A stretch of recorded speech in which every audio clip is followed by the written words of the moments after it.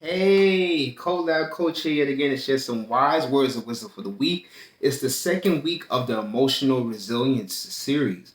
So excited to get into this new week. So, without any further delay, let's talk about the mistakes of emotional resilience. To make it even clearer, the mistakes people make when it comes to emotional resilience. And there are quite a bit of them. So, let's get into it. So, emotional resilience, as I talked about last week, and the myths of emotional resilience is they're profound because a lot of people think that once you have emotional resilience, you are good, you have no issues going forward. You think that, once people, this might not be you, people think that they have no other issues going forward. Like they have the fortitude to overcome anything that comes their way, any challenge that comes their way. And I'm not here to say that you don't have that, but what I am here to say is that do you truly have it?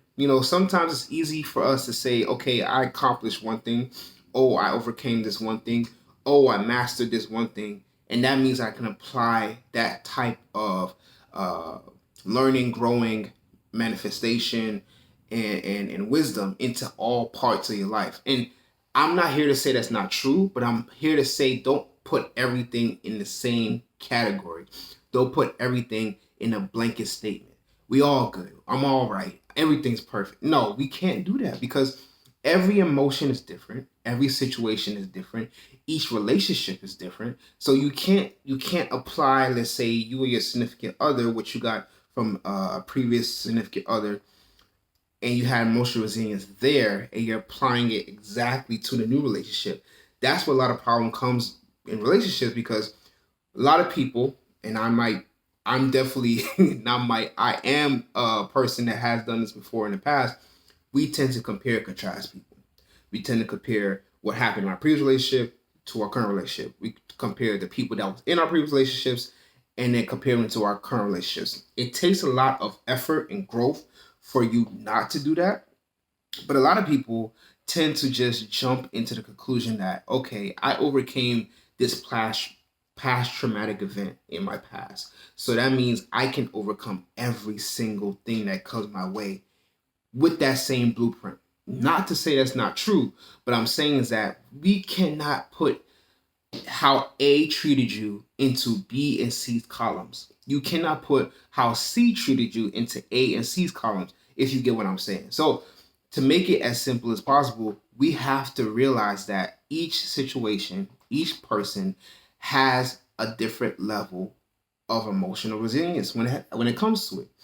Not to say every situation is negative. I'm not here to say that, dang, everything that happened to you is negative and you need emotional resilience to get through it. But what I am saying is that when you do need that emotional resilience, please don't put them in a cookie cutter situation where this is going to fit here, this must fit here, this has to fit here. And if it doesn't, that's when you start to shut down. That's when you start to build the walls up. That's when you start to say, oh, I just want to be single for the rest of my life. Or, oh, I don't like people. I can't deal with people. You are a person. You have to deal with yourself. So we have to realize that emotional resilience, there's a lot of mistakes that people have.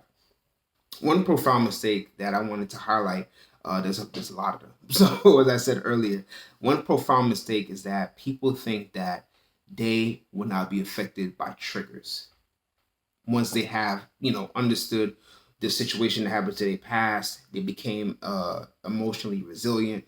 They have learned the skills. They have went through multiple trial and errors, and they have overcome certain things that allowed them to become emotionally resilient through that said experience. It could have been abuse. It could have been cheating. It could have been people diminishing their personality, making them feel small, or self doubt, gaslighting, all these negative things that could have happened to them. They overcame it with emotional resilience. Powerful. But now you're dealing with something such as depression. Now you're dealing with something that's like anxiety. Now you're dealing with something, um, maybe losing a loved one, grief. Yeah, that emotional resilience helped in the past, but let's refine it. Counselors, shout out to all the counselors that are watching this. Counselors have coping skills. Counselors emphasize coping skills because Not every skill is going to fit every single situation. That's why you have to have multiple coping skills based on the specific situation. And that's the same thing with coaching. I can't tell you as a coach to say that, okay, you overcame the physical and maybe emotional abuse that you did in your previous relationship, and now you're going to use those same principles in your depression. I can't tell you that. You have to figure out, well, maybe I can use one or two of the skills that I've learned from that past experience into the new one. But that doesn't mean it's going to fit in perfectly. That's why you need to refine those situations. And when triggers come, you're going to be triggered. Maybe a social media post. Maybe you're watching a TV show. Maybe you're watching a movie. Maybe you are around new people and they bring it up because maybe someone is going through the same thing that you have and it triggers you. You can't necessarily say that your emotional resilience is going to cover everything that happens to you going forward.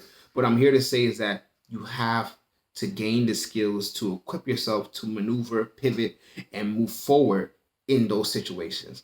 Not just harping on, man, this one thing happened to me. I overcame this one thing. So I should apply these exact same skills to this new, brand new feelings and emotions that I am now feeling. It's not gonna work that way, and I wish it did. Trust me, I wish it did. Example for me, me as I talked about last week, I had multiple deaths that happened to me early when multiple people around me have died when I was younger. I can apply what I learned through grief from younger being older and apply to me having depression or in my early 20s feeling like I wasn't doing enough. I was imposter syndrome. I thought that I didn't deserve the goodness that was happening to me. I couldn't use those skills from emotional resilience from grief and apply it to imposter syndrome. You can't do that. That is why it's important to realize that if you're making these mistakes, to go get help. Go get help and thinking that another mistake people have other than triggers is that thinking that they can just solve all these issues by themselves. I'm here to say you cannot. That's why people are here, such as counselors, people like me who are coaches, religious leaders, things of that nature. You need help. We are people. We will need help going forward. You cannot resolve every issue by yourself. Not to say that you can't resolve some issues by yourself, but some issues you might need additional help. Fresh eyes solve problems easier. That's literally why I titled my book that way. So, put it simple as possible. There are many mistakes that people make when it comes to emotional resilience. There are many mistakes that people make when it comes to emotional resilience, such as thinking that they can handle every single situation by themselves that affects them emotionally. Also, that they think that they will not be triggered going forward because they have maybe gained some coping skills from their previous past situations that they overcome through emotional resilience. I'm here to say that every situation that happens to you emotionally is different. Every single trigger that's going to affect you is different. Every single emotion that comes at you deserves different type of attention, care, and recognition. Just because you have gained emotional resilience in one aspect of your life doesn't mean it's going to fit every single one. And that is why you need help from a coach, a counselor, or someone that's just here to listen to you. Simple as that. Don't fall for these mistakes. So if you're struggling right now, if you're struggling right now, go ahead and message me. Go to my website, yourcolabcoach.com. Fill out that relationship checklist. Answer those questions truthfully. Also, sign up for that free 15-minute coaching session to see if we're a good fit for each other. Facebook Collab Coaching, Instagram Collab Coaching. All my series and all my videos are on YouTube, COLAB Coaching. Also, you can email me, colabcoaching@gmail.com. Finally, Fresh Eyes Solve Problems Easier, the Self-Love Relationship Project. My book, I wrote this. Barnes & Nobles, Amazon, Dorrance Publishing. It's on Lantern Audio, Audible, wherever you listen to audiobooks. Tell me what you think. Write a review and share this with anyone that needs. We all need. I all need. I needed this. This saved my life as well. Need to learn to love themselves more. Thank you so much for listening and watching. Have a wonderful day and be safe out there. Bye.